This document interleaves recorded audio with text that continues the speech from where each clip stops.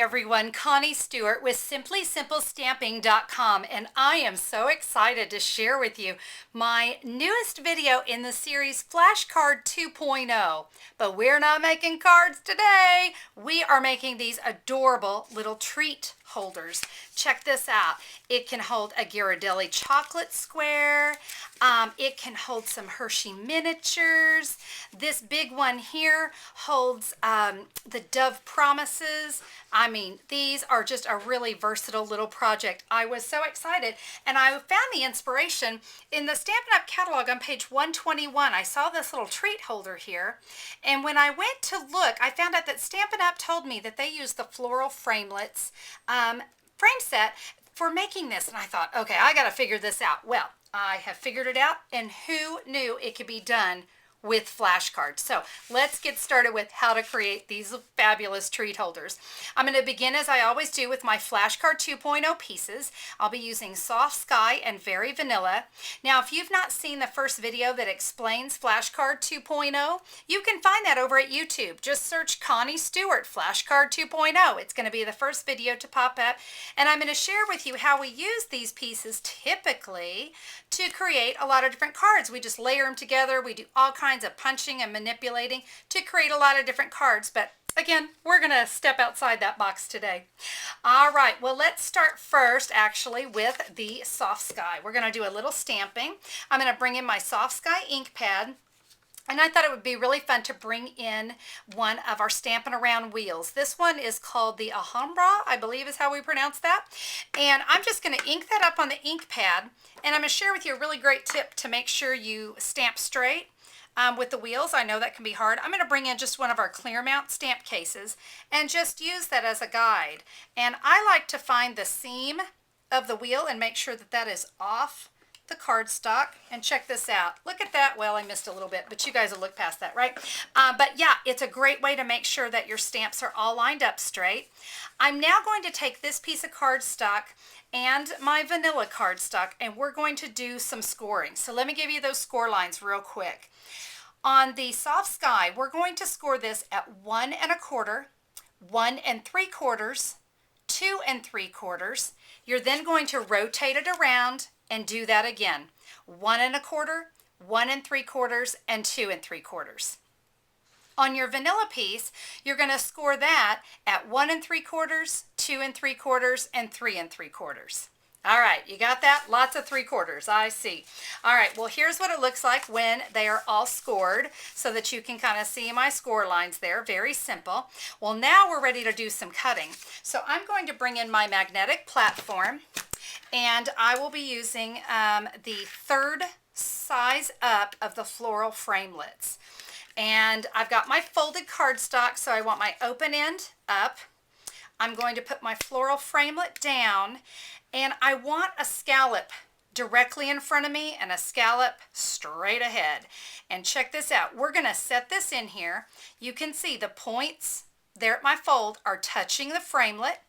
I can kind of see these points here to make sure I'm lined up.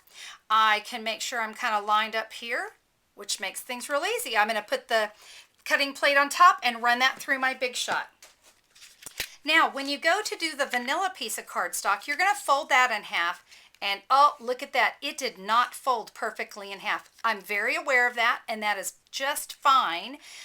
You didn't do anything wrong. It's all about the scoring, and I wanted to make it easy as possible, but check this out. When I lay my framelit on there in the exact same way I just did, so a scallop at the bottom, scallop at the top, making sure my ends are touching the framelit and kind of lining that up with those points, making sure everything's nice and straight. As long as I've got that, I'm not too worried about that fold up at the top. Are you with me? So yep, we're going to cut that. We're going to run that through the Big Shot as well. And when we're done, we're going to have two pieces that look like this. So you can see when I cut that, it cut perfectly fine. So that little edge didn't make a difference at all. All right, we need to manipulate this vanilla cardstock just a tiny bit. So I'm going to come in with my paper snips, and you can see my scallops up there at the top, and at the corner, I'm just going to cut right up to the top. Basically, these little half scallops, we need to get those out of there. They're kind of weird looking. So we're just going to cut those off. remove that. Now these little corners down here, I'm just going to snip just a tiny little bit, and it's kind of based on how it fits inside here. It was just a hair too long, so I just like to snip off just a little bit of that. All right, now I folded all of the score lines on my Soft Sky cardstock, so get this, I'm ready to go. I'm ready to put this together.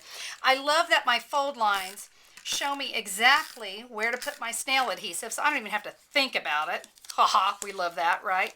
I'm just going to fold that in half, and that's what's going to allow me to see right where that's going to go in these fold lines, all right? So I can easily see that, all right? Very simple. I hope everyone's with me because I'm so excited about this.